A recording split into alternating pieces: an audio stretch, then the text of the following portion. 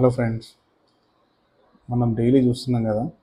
ఎక్కడ చూడు హేట్రెడ్ పెంచడము, హేట్ స్పీచెస్ ఇవ్వడము, హిందూస్ ముస్లిం పైన, ముస్లిమ్స్ హిందూస్ పైన జనాలను రెచ్చగొట్టేలాగా పొలిటికల్ లీడర్స్ ఇచ్చే స్పీచ్లు, చేసే వ్యవహారాలు, వచ్చే గొడవలు, చేయించే హింస, ఇవన్నీ చూసి చాలా పెయిన్ అనిపిస్తుంది.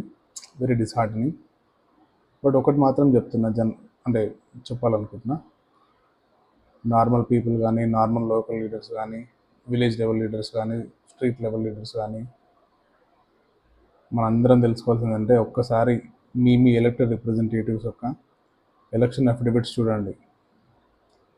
ఈసీఏ వెబ్సైట్లో ఉన్నాయి. ఒక్క లీడర్ అన్న ఇలాంటి వైలెన్స్ని ఎంకరేజ్ చేసే, అలాంటి రెచ్చగొట్టే స్పీచ్లు ఇచ్చే వాళ్ళ ఆస్తులు 100 ఎకరాల కంటే తక్కువ ఉంటే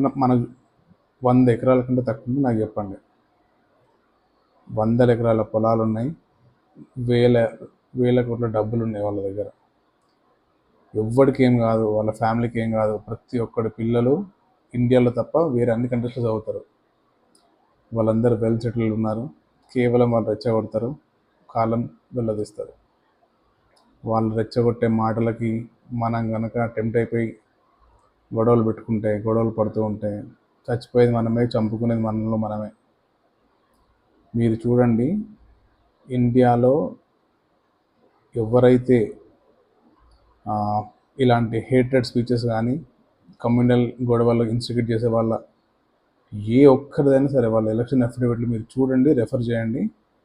మినిమం టు మినిమం 100 ఎకరాల పొలాలు ఉంటాయి, వేల కోట్ల ఆస్తులు ఉంటాయి, వ్యాపారాలు ఉంటాయి, బ్యాంక్ బ్యాలెన్స్లు ఉంటాయి. మనకేముంటాయి బ్రో? దయచేసి అలాంటి గొడవలకు వెళ్ళకండి.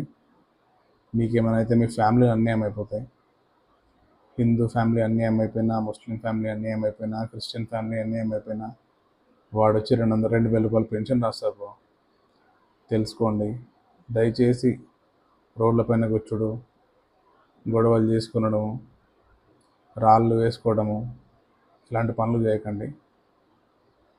Trust police, trust constitution, trust law and order. Don't trust political leaders. They only play with your emotions. Your family will be orphaned. మీ పిల్లలు అనాథలైపోతారు. దయచేసి గుర్తుపెట్టుకోండి. పిల్లలు ముఖ్యం, ఫ్యామిలీస్ ముఖ్యం. Thank you very much. జై హింద్.